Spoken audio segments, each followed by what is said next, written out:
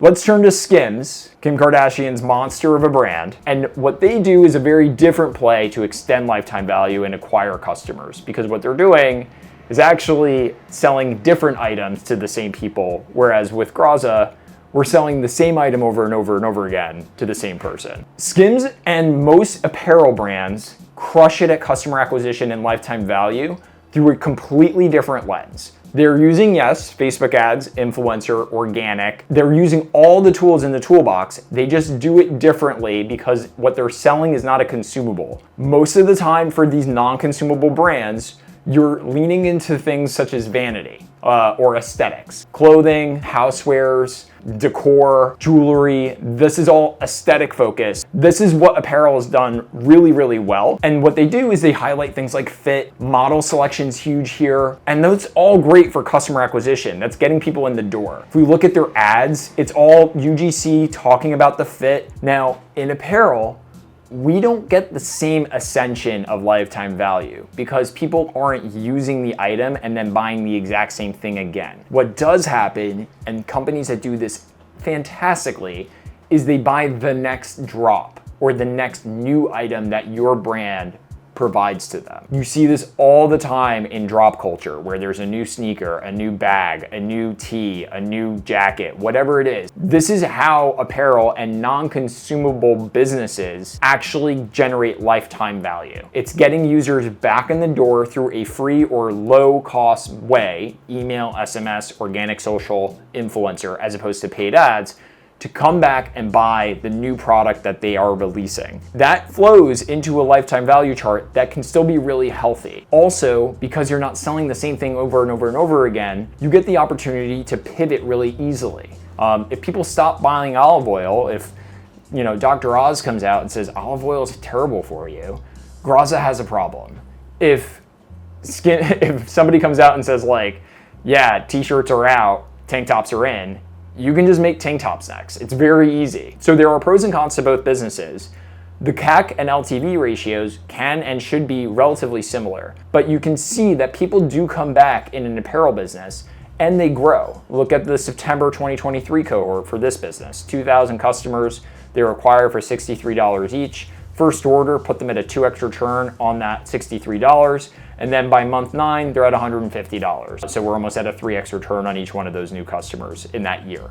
So these are the ads that Skims are currently running. You can see that they do use Kim in some of them. Guys, the ultimate bra. They also have different models. They do carousel images, before and after videos. They're really using lots of different ads in the Facebook ads toolkit to convey the different value propositions of Skim. You have a testimonial, so smooth and buttery soft, lots of different faces, different skin tones, different people talking about how perfect this is. And they do this all the time, every week. There's fresh blood, there's fresh faces using the product, talking about how incredible it is. Play this one. This is gonna be my first time trying anything from Skims, so we're gonna see what the hype is about. Bye. Yeah, just Skims being the hero and making you look as good as possible. That is what they're selling. They're not selling the dress, they're not selling the tank top, they're selling you looking your best and you being as beautiful and sexy as possible. And they do this for men and women, and then when you get to the site, they continue that. I'm gonna jump into their best sellers because what they do is incredibly important for e-commerce merchandising. First off, your best sellers are clear. They're using one color as the base image in every single product photo.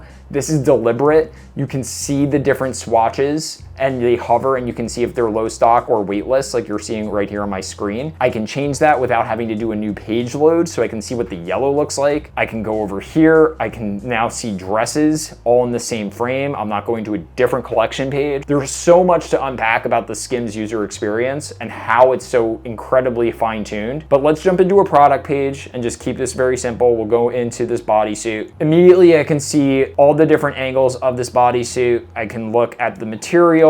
I can understand more about the fabric. It ranks the softness, the stretch, the breathability, the weight, if you are interested in that. But really what we are looking at is color, price, risk. Returns are free for Skims Rewards members. That gives me another incentive to give them my email, size. And then when I do select a size and I add it to my bag, there's a cross sell. There's an add a gift bag for $5. I can immediately go to checkout, but before I do, I'm $15 away from free shipping. This is an LTV extender. If I can increase the average order value by another $15 and get people to $75 or more for every purchase by giving them free shipping, I'm taking the $6 it costs for me to ship that product, and I'm using that to acquire a customer of greater value. And I do this deliberately, and we do this across all businesses all the time, because that $6 trade for a higher average order value makes your net profit on every single first order that much better, and it also extends the lifetime value. When I get into checkout, I am giving a seamless experience. So this is good and all, but what are some signs to see if your customer acquisition cost is actually not being offset by more lifetime value? How do you spot this and how do you fix it? Over here, you'll see a company that has a $190 average order value. A really high average order value is great. But you're noticing that the LTV is only about $25 more, about 10% more after 60 days, and then about $4 more 90 days later. This is a brand that is doing over 100% year over year and is crushing it by all metrics. However, we're advising them as to what to make next in order to keep the lifetime value extending, because that is the lever that you pull in order to extend lifetime value in this type of business. This is not a consumable business. They sell widgets, they sell items, it's a tech product. And what we need to focus on is what do we release next for them? How do we get people back? Because that will ring the register and help them grow even further than 100% year over year. And what you do here is you see, okay, as great, am I growing my revenue as quickly as my lifetime value is extending? They're not gonna be the same. We have most of our brands growing between 50 to 100% year over year.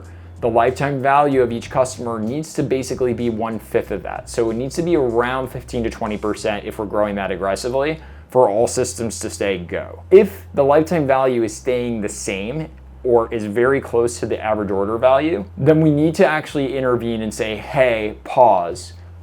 Right now, all we're doing is acquiring customers to order from you once. There are only so many customers for each business out there. And so if that is what's happening in your business, where you're only acquiring a customer for them to order once with you, if their frequency is 1, then you have an issue of getting them back, which means you're in a constant exchange with Zuckerberg and Facebook ads or Google ads to just get new blood in to basically lose them forever. That's not a winning formula for any business because you get no ascension in your revenue. All you're doing is just trying to spend more to get more all the time, and you're basically fully reliant on the attention that you buy from Facebook ads or Google ads or anything like that. So to fix this, the answer is not to get off the juice. It's not to get off of Facebook ads. It's not to get off of ads. The ads are not the problem. The business model is the problem. And it's easy to fix. If you're not a consumable business, you need to release new products that the existing people in your CRM, in your customer base, are going to enjoy. And if you are in the consumable business, you need to make it super easy for customers to come back and buy the same product over and over again.